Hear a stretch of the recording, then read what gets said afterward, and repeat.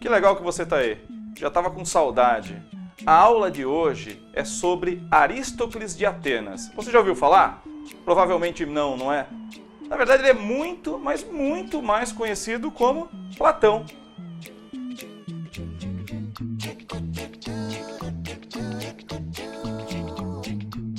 Bom, Platão é só um nome artístico, mais ou menos como Anderson the Spider Silva. Legal, né?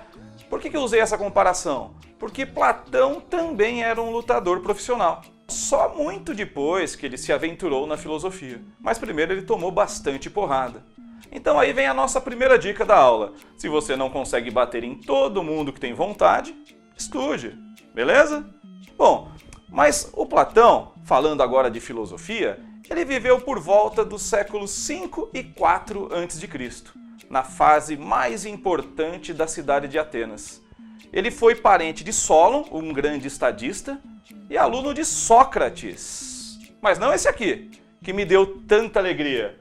Daquele Sócrates do tudo sei é que nada sei. Sabe? Então você já pode dizer para os seus pais que você está num bom caminho, porque você não sabe de nada, não é? Mas vamos resolver isso na aula, beleza? Então é só prestar atenção. Já vimos que o Platão, então, na verdade tem esse nome por causa da luta. O nome dele verdadeiro é Aristócles. Ele foi aluno de Sócrates e professor de Aristóteles. O nome confunde, né? Aristócles e Aristóteles. Cuidado, porque isso vai cair na prova, beleza? Além dele ter sido aluno de um, professor de outro, ele também era de uma família aristocrática. Aristocracia, você sabe o que é isso, não sabe? Bom, evidentemente que eu não vou te responder tudo. A gente já combinou isso. Você vai parar a aula agora, sabe? Dar pause, apertar a barra de espaço, né? E vai responder o que é aristocracia. Pesquisa na internet, já que você tem ela... Pesquisa da internet, já que você está com ela em mãos. Anota aí, porque você vai precisar. Agora que você já pesquisou, vamos dar continuidade. Sendo aristocrata ou não, Platão tinha que arrumar alguma coisa para fazer. Bom, e foi justamente no contato com aquele professor que já falamos, o Sócrates, que ele vai desenvolver uma das maiores teorias de filosofia de todos os tempos. Parece complexo, não é? Na verdade é, mas você não precisa se tornar um filósofo para conhecer a história e o que escreveu Platão, beleza? Vamos dividir toda a sua teoria em apenas quatro itens. Teoria dos dois mundos, tá? Segundo, a gente vai falar sobre a composição de homem para Platão. Terceiro, a gente vai falar sobre o estado ideal para ele. E a última coisa, sobre alma. Ficou fácil? Então vamos lá. A teoria dos dois mundos. Vamos começar então. Mas espera aí, me faz um favor. Desliga o celular, pô. Senão não vai funcionar. Eu tentando aqui dar aula para você e você olhando o WhatsApp.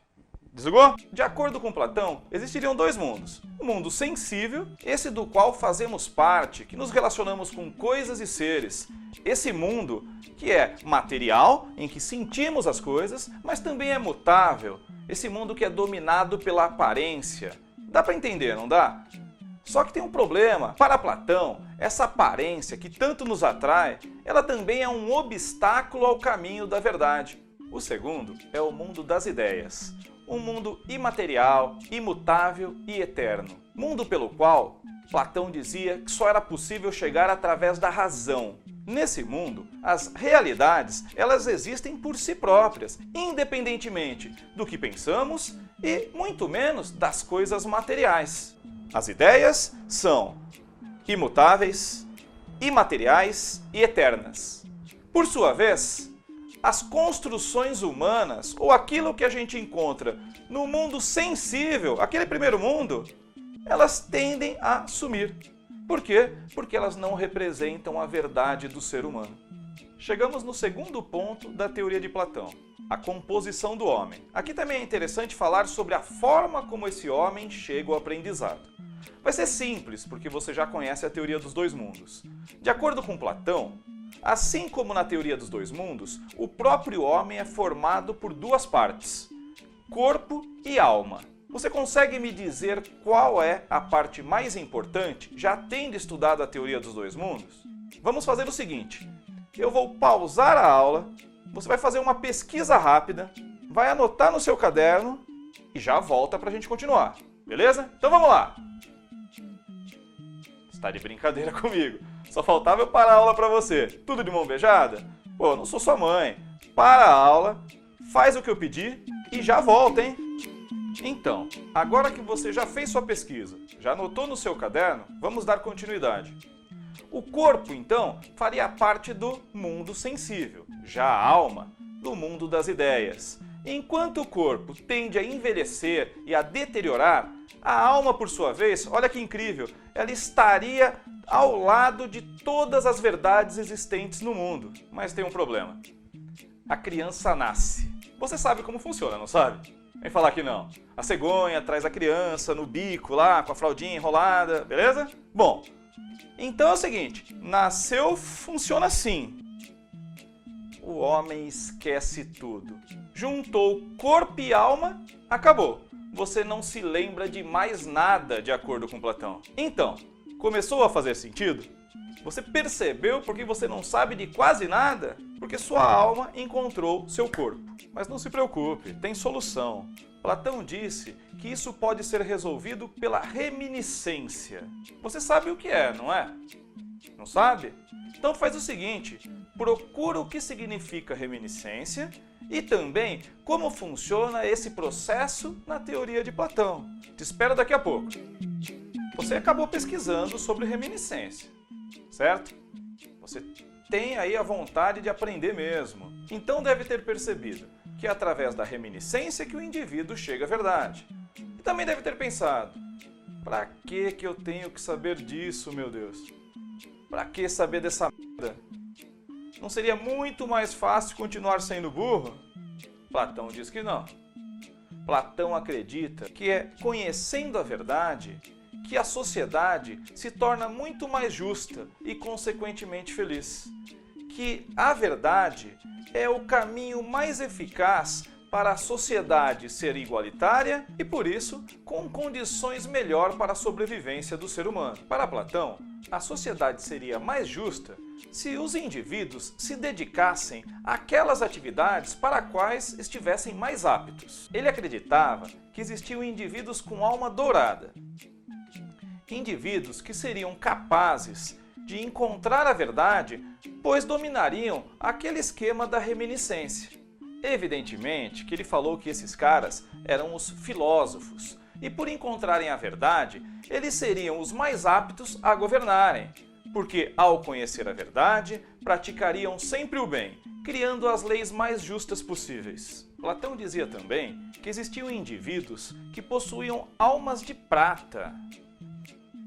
Seriam indivíduos mais fortes, mais corajosos, com grande habilidade para a manutenção da fidelidade em relação ao bem e aos seus governantes. Indivíduos ainda que teriam aversão ao mal. Eles estariam em constante colaboração com os filósofos governantes. Ou, como Platão diria, o filósofo rei. Finalmente, existiriam aqueles indivíduos que teriam a alma de bronze.